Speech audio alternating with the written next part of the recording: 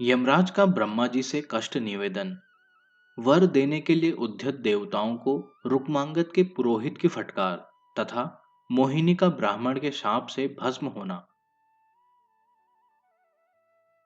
यमराज बोले, देवेश्वर, जगन्नाथ, चराचर गुरो, प्रभो, राजा रुक्मांगद की चलाई हुई पद्धति से सब लोग वैकुंठ में ही जा रहे हैं। मेरे पास कोई नहीं आता। पितामह, कुमारावस्था से ही सब मनुष्य एकादशी को उपवास करके पाप शून्य हो भगवान विष्णु के परम धाम में चले जाते हैं। आपकी पुत्री मोहिनी देवी लज्जावश मूर्छित होकर पड़ी है, अतः आपके पास नहीं आती। सब लोग उसे धिक्कारते हैं, इसलिए वह भोजन तक नहीं कर रही है। मेरा तो सारा व्यापार ही बंद हो गया है। आज्ञा कीजिए, मैं क्या करूं? सूर्यपुत्र यम की बात सुनकर कमलासन ब्रह्मा जी ने कहा, हम सभी लोग साथ ही मोहिनी को होश में लाने के लिए चले। तदंतर इंद्र आदि सभी देवता ब्रह्मा जी के साथ दिव्य विमानों पर बैठकर पृथ्वी पर आए। उन्होंने विमानों द्वारा मोहिनी को सब ओर से घेर लिया। वह मंत्रहीन विधि, धर्म और दया से रहित, युद्ध, भूपाल रहित पृथ्वी और मंत्रणा रहित राजा की भांति शोचनीय अवस्था में पड़ी थी। ममत्व युक्त ज्ञान और दंभ युक्त धर्म की जैसी अवस्था होती है, वैसी ही उसकी भी थी। देवताओं ने उसे सर्वथा तेजोहीन देखा। प्रभु, वह उत्साह शून्य होकर किसी गंभीर चिंतन में निमग्न थी। सब लोग उसे देखते हुए निंदायुक्त कटुवचन सुना रहे थे। वह धर्म से गिर गई थी। पति के वचन को उलटकर अपनी बात मनवाने का दुराग्रह रखने वाली और अत्यंत क्रोधी थी। उस अवस्था में उससे देवताओं ने कहा, वामोरु, तुम शोक न करो। तुमने पुरुषार्थ किया है, किंतु जो भगवान विष्णु के भक्त हैं, उनके मन का कभी खंडन नहीं हो सकता। इसका एक कारण है। वैशाख मास के शुक्ल पक्ष में जो परम पुण्यमयी मोहिनी नाम वाली एकादशी आती है, वह संपूर्ण विघ्नों का विध्वंस करने वाली है। राजा रुक्मांगद ने पहले उस एकादशी का व्रत किया था। विशाल लोचने, उन्होंने 1 वर्ष तक पादकृच्छ व्रत करते हुए उसका पूजन किया था। उसी का यह अनुपम अध्यावसाय सामर्थ्य है कि वे सत्य से विचलित न हो सके। लोक में नारी को समस्त विघ्नों की रानी कहा जाता है। तुम्हारे विघ्न डालने पर भी राजा रुक्मांगद ने मन, वाणी और क्रिया द्वारा एकादशी को अन्न न खाने का निश्चय करके पुत्र को मारने का विचार कर लिया और स्नेह को दूर से ही त्याग कर तलवार उठा ली। इस कसौटी पर कसकर भगवान मधुसूदन ने देख लिया कि ये प्रिय पुत्र का वध कर डालेंगे, किंतु एकादशी को भोजन नहीं करेंगे। पुत्र, पत्नी तथा राजा तीनों का विलक्षण भाव देखकर भगवान बहुत संतुष्ट हुए। तदंतर वे सब भगवान में मिल गए। देवी, शुभगे, यदि इस प्रकार से प्रयत्न पूर्वक कर्म करने पर भी फल की सिद्धि नहीं हो सकी, तो अब इसमें तुम्हारा क्या दोष है? इसलिए शुभे, सब देवता तुम्हें वर देने के लिए यहां आए हैं।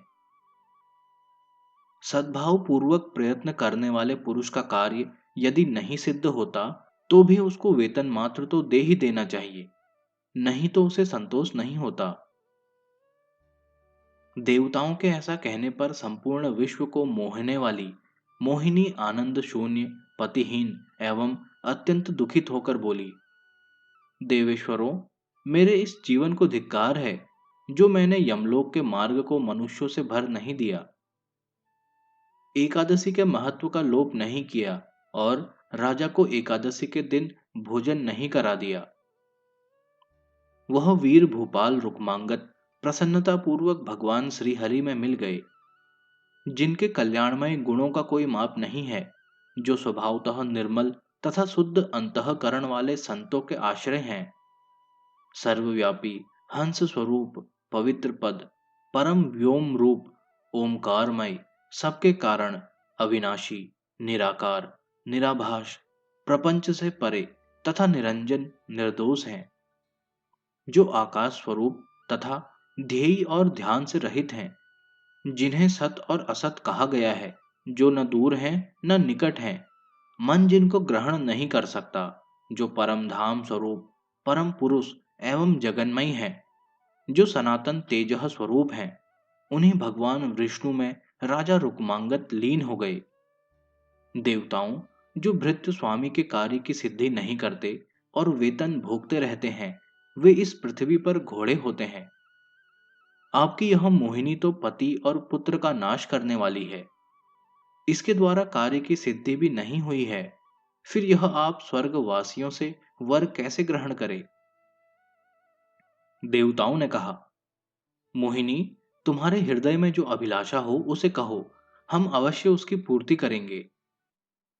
महीपते, जब देवता लोग इस तरह की बातें कह रहे थे, उसी समय राजा रुक्मांगद के पुरोहित, जो अग्नि के समान तेजस्वी थे, वहां आए। वे मुनि पहले जल में बैठकर योग की साधना में तत्पर थे। 12वां वर्ष पूर्ण होने पर पुनः जल से निकले थे। जल से निकलने पर उन्होंने मोहिनी की सारी करतूतें सुनी। इससे क्रोध में भरकर वे मुनिश्रेष्ठ देव समुदाय के पास आए और मोहिनी को वर देने वाले संपूर्ण देवताओं से इस प्रकार बोले, इस मोहिनी को धिक्कार है, देव समूह को भी धिक्कार है, और इस पाप कर्म को धिक्कार है। आप लोग धिक्कार के पात्र इसलिए हैं कि आप मोहिनी को मनोवांछित वर देने वाले हैं। इस पर हत्या का पाप सवार है। इसमें नारी जनोचित साधु बर्ताव नहीं रह गया है। यह स्त्री नहीं, राक्षसी है। देवताओं, यदि यह जलती हुई आग में कूद पड़े तो भी इस लोक में इसकी शुद्धि नहीं हो सकती, क्योंकि इसने इस पृथ्वी को राजा से शून्य कर दिया। देवगण, इस खोटी बुद्धि वाली पापिनी के लिए तो नरकों में भी रहने का अधिकार नहीं है, फिर स्वर्ग में इसकी स्थिति कैसे हो सकती है? यह राजा के निकट नहीं जा सकती। लोक अपवाद से यह इतनी दूषित हो चुकी है कि लोक में कहीं भी इसका रहना संभव नहीं है। देवताओं, जो सदा पाप में ही डूबी रही है और अपने दुष्कर्मों के कारण जिसकी सर्वत्र निंदा होती है, उस पापिनी के जीवन को धिक्कार है। यह वैष्णव धर्म का लोप करने वाली तथा भारी पाप राशि से दबी हुई है। देवेश्वरों, यह तो स्पर्श करने योग्य भी नहीं है। इसे आप लोग वर कैसे दे रहे हैं? जो लोग न्यायपरायण तथा धर्म मार्ग पर चलने वाले हैं, उन्हीं को वर देने के लिए आपको सदा तत्पर रहना चाहिए। देवता लोग कभी पापी की रक्षा नहीं करते। उन्हें धर्म का आधार माना गया है और धर्म का प्रतिपादन वेद में किया गया है। वेदों ने पति की सेवा को ही स्त्रियों का धर्म बताया है। पति जो कुछ भी कहे उसे निःशंक होकर करना चाहिए। इसी को सेवा कर्म जानना चाहिए। केवल शारीरिक सेवा का ही नाम शुश्रूषा नहीं है। देवगण, इसने अपनी आज्ञा स्थापित करने की इच्छा से पति की आज्ञा का उल्लंघन किया है। इसलिए मोहिनी संपूर्ण स्त्रियों में पापिनी है, इसमें तनिक भी संदेह नहीं है। इसकी शपथों से बंधे हुए राजा रुक्मांगद ने सत्य की रक्षा के लिए नाना प्रकार की अनुनय विनय भरी बातें कही, किंतु इसने उनकी ओर से अनिच्छा प्रकट कर दी। अतः राजा इसके ऊपर पाप डालकर स्वयं मोक्ष को प्राप्त हुए हैं। इसलिए इस पर हजारों हत्या का पाप सवार है। इसका शरीर ही पापमय है।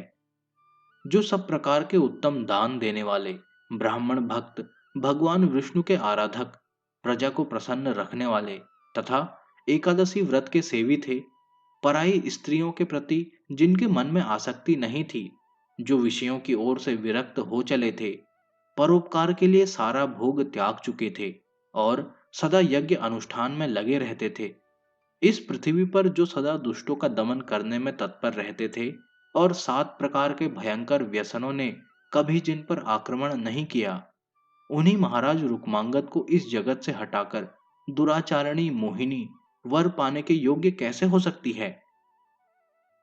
सुरश्रेष्ठ गण, जो इस मोहिनी के पक्ष में होगा, वह देवता हो या दानव, मैं उसको भी क्षण भर में भस्म कर दूंगा। जो मोहिनी की रक्षा का प्रयत्न करेगा, उसको वही पाप लगेगा जो मोहिनी में स्थित है। राजन, ऐसा कहकर उन द्विजेंद्र ने हाथ में तीव्र जल लिया और ब्रह्मपुत्री मोहिनी की ओर क्रोधपूर्वक देखकर उसके मस्तक पर वह जल डाल दिया।